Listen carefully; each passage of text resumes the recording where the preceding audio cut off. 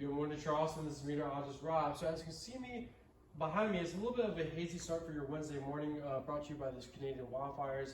Current air temperature right now is 85 degrees, and unfortunately, it's gonna be staying pretty hot out there. So the high pressure is setting in, and the temperature is gonna be a little bit higher than normal. Also, the rain chances will be a little bit higher than normal. And let's take a look at your current feels like temp. So already pretty mild and muggy as you walk out the door. 92 in Charleston, 91 in Somerville, and unfortunately we're going to be staying in that high temperature trend. So especially for your Thursday and Friday, it's actually looking pretty hot. So if you guys are going outside, maybe working outside, maybe going to the beach, definitely keep the water bottle and the sunscreen handy because this is going to be pretty hot this entire weekend. So let's take a look at the current heat index value, so what it feels like. So especially Thursday and Friday, I would definitely just be aware of that heat.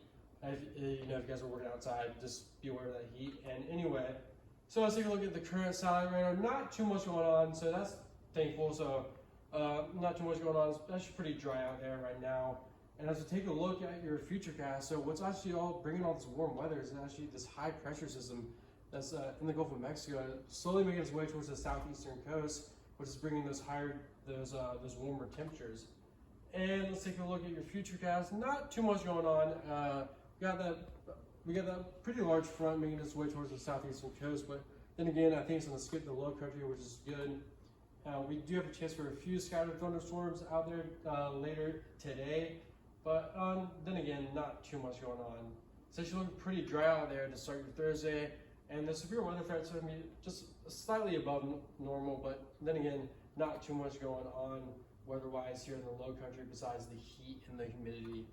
And take a look at your tropical weather outlook. We got a few things in the tropics, so let's take a look at Tropical Storm Don, which is in the North Atlantic. And the good news is no threat to land whatsoever. It's moving at about 40 miles per hour wind speeds, but it's been slowly restricting. Yep, here we go.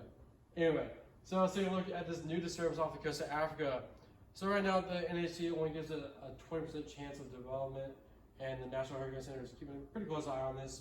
But as of right now, no threat to us whatsoever. We will keep you updated.